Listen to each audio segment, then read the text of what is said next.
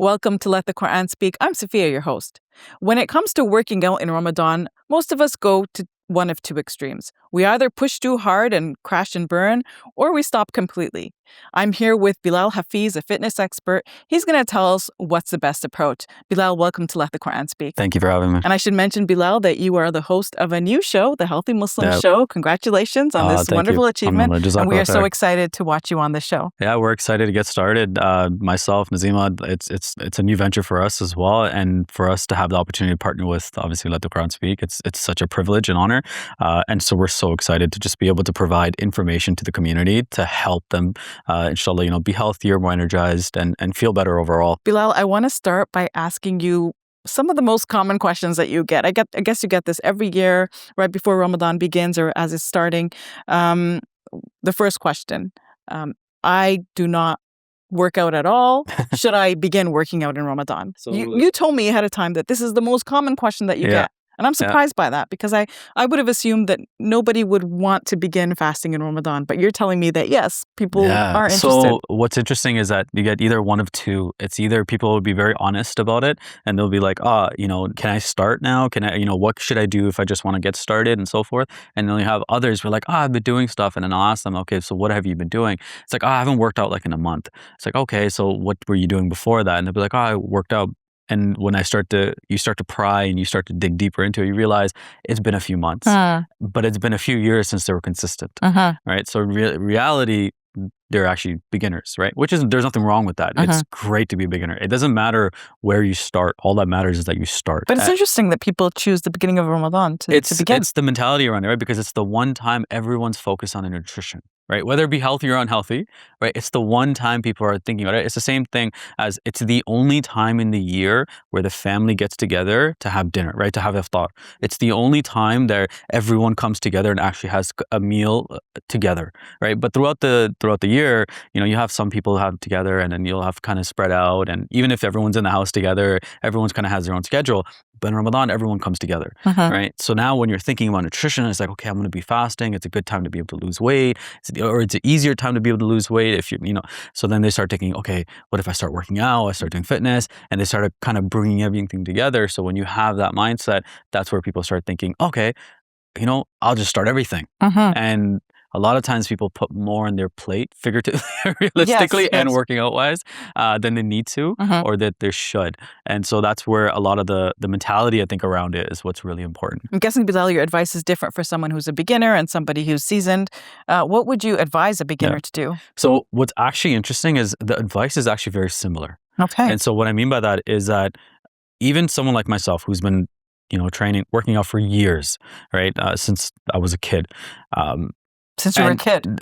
Yeah, since I was young. I've always been playing sports since I was, in high school and so forth. But the one thing I tell people, it's the same. The reason why it's the same is that because even those who are seasoned and been doing it for a long time, they need to take a step back and focus on the fundamentals. Because so often when you're in that sprint mode, you fail to realize, wait, how is your form doing? Have you taken a step back to focus on stability? Have you focused on, building up your core strength again, taking the pressure off your lower back? Have you worked on some of the stuff to help with your joints and so forth? Some of the more basic fundamental, like mobility and stretching, and some of the stuff that a lot of times when you're just kind of, I can lift really heavy, or I can run really fast, I can do a lot of reps, I can do a lot of this. Sometimes the fundamentals, you kind of take a step away from, right? So in Ramadan, you almost have it built in where you get a chance to take a step back. Now for someone starting, that's amazing because you shouldn't be trying to do too much anyways when you're first starting out. You should be focused on the foundation,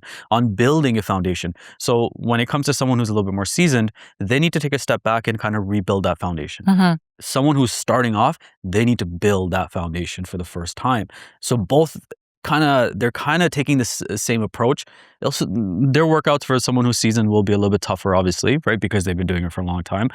For someone who's just starting off, it won't be as intensive, but they're kind of similar because you're still working on, okay, how is your hip mobility? When was the last time you took a step back from lifting heavy or doing a lot of reps and focused on, your hip mobility and how your range of motion is? When was the last time you worked on your ankle mobility? When was the last time you worked on your core stability? So all these elements that are really, really important. Like a lot of people will tell me they have like shoulder pain every time they push. Anytime they do any sort of pushing exercise, they get a lot of, Well, one thing is take a step back and work on stability exercises to help build up that shoulder again, rebuild that shoulder so that way it's stronger. And across the board, especially myself, and I see this across the board, those who do it properly and focus on taking a step back in Ramadan, still working out, but taking a step back and rebuilding, they're able to go so much farther after Ramadan. And the example I always give everybody is think of like archery. The further you pull that arrow back, the further it's going to go. But you need to pull back first before that arrow can go far. And so same thing when it comes to fitness and so forth. You need those moments where you can take a step back to then rebuild, and you'll notice your strength and your endurance and everything is going to be so much better after Ramadan because you took that step back. Bilal, when would you think is the best time for someone to work out? I'm sure you get this question a lot as well. It's the most popular one. Is it like in the morning before you start your fast, or is it after you break your fast? Is it late at night? So when exactly? What's interesting is that because timings change so much, right, for Ramadan, when so you it depends out, on the time of year. Yeah, time of year makes a huge difference, right? So summertime was very different than now. Than say now it's going to be like February-ish, right? So the one thing I tell people is that you got to look at your schedule, right? You have to be honest with your own schedule. So you have to know when you're getting off work or when you're starting school, when your classes are, your kid's schedule and everything else.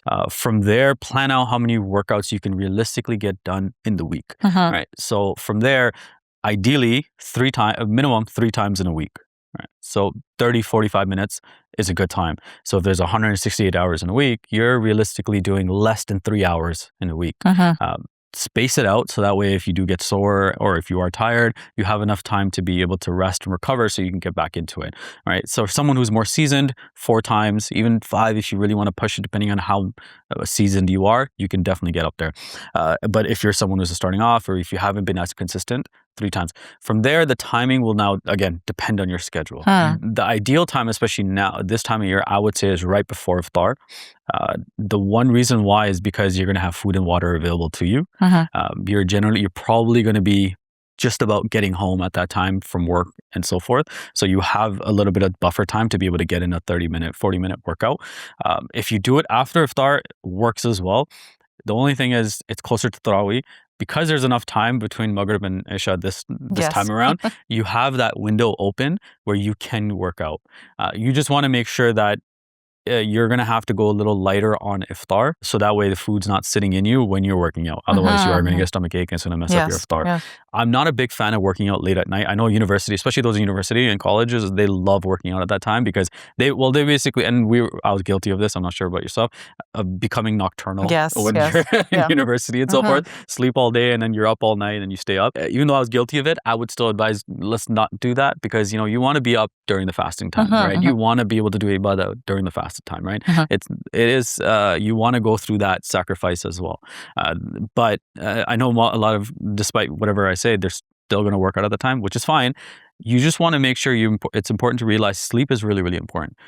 Your sleep is already going to be affected. People ask me all the time about supplements and this and that and food and everything. I mean, I think you should talk about that too. Yeah, definitely. Nothing surpasses sleep, right? Sleep is the number one thing that's going to help you recover. So when you work out, you don't reap the benefits of the workout during the workout. That happens in recovery. Right? So how many hours should somebody sleep? So 8 hours would be ideal, but so there's two things to keep in mind. Taraweeh, right? How long the is leading, right? So if you're going to a place where they lead a little bit slower, your sleep might be a little bit less, right? If they read a little faster, you might be able to get to sleep a little bit quicker. So that's going to have an impact. But generally, and then you're waking up for suhoor. So one thing is important to remember is that your sleep is going to be affected. There's nothing you can do about that, right? It's like a parent complaining about sleep. There's nothing we can do about that. You're going to be woken up at 1 a.m. randomly by your child crying.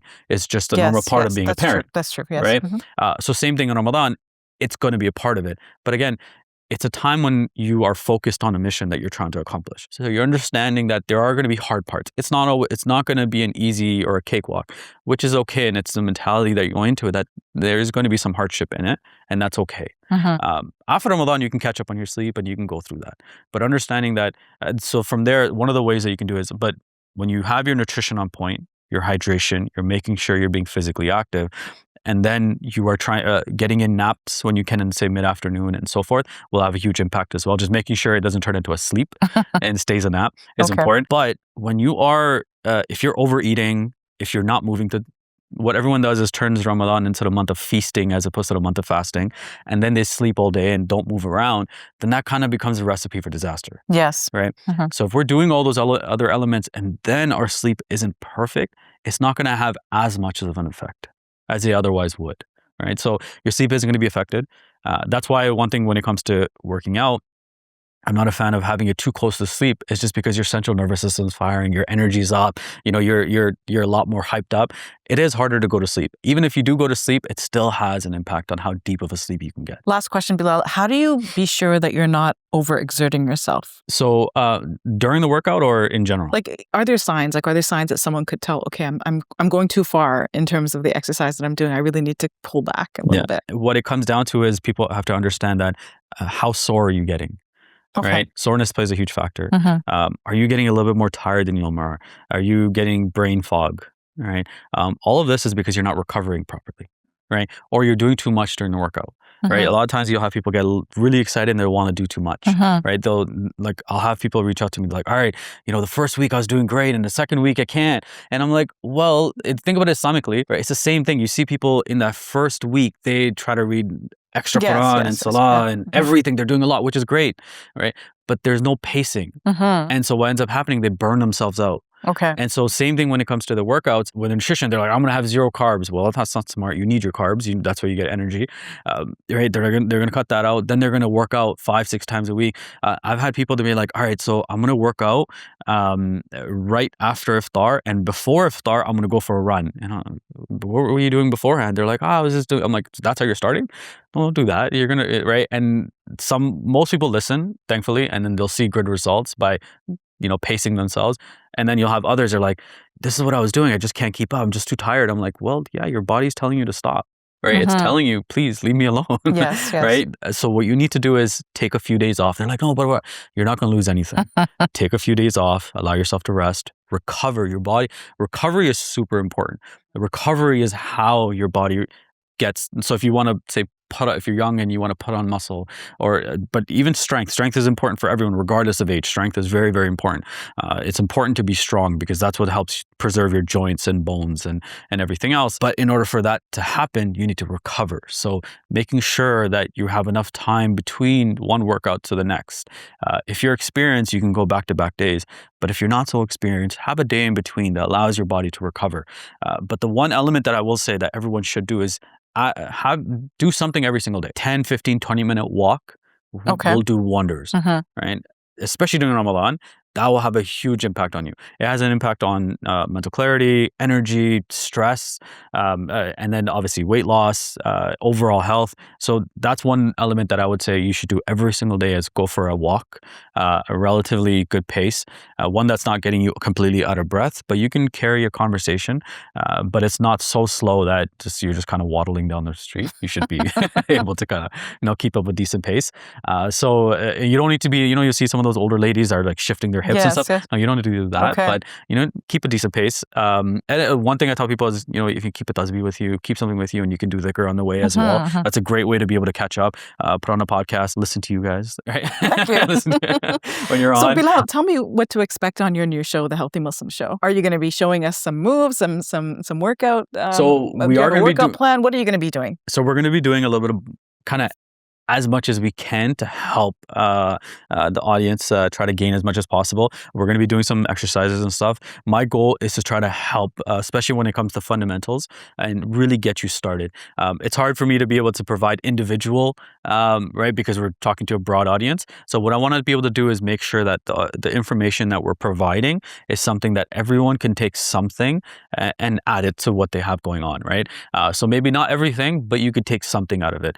So whether it comes to basic movements, understanding fundamental exercises, understanding basic movements, so making sure your posture, your form is in place to help minimize injuries, and so that way you can be consistent as well. But we want to be able to make sure that everyone can leave with at least one thing that they can then add to their day-to-day life to help improve that, inshallah. I'm so excited for your show, Belal. Yeah, so am I. It's exciting. It's really, really exciting. I hope everyone will watch it. Inshallah.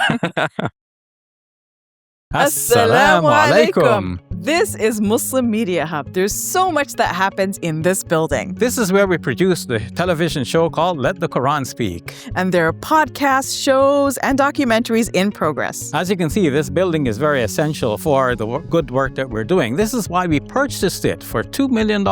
We've already paid off about a third of this building.